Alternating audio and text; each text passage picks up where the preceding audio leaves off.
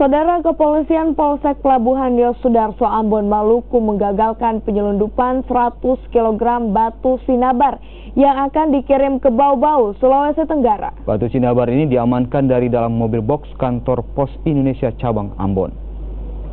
Batu sinabar yang telah dikemas rapih dalam paketan sebanyak 10 koli di dalam mobil box milik PT Kantor Pos Indonesia cabang Ambon diamankan di Polsek kawasan Pelabuhan Yosudarso Ambon. 100 kilo batu sinabar ini rencananya akan dikirim ke Bau-Bau, Sulawesi Tenggara melalui jalur laut.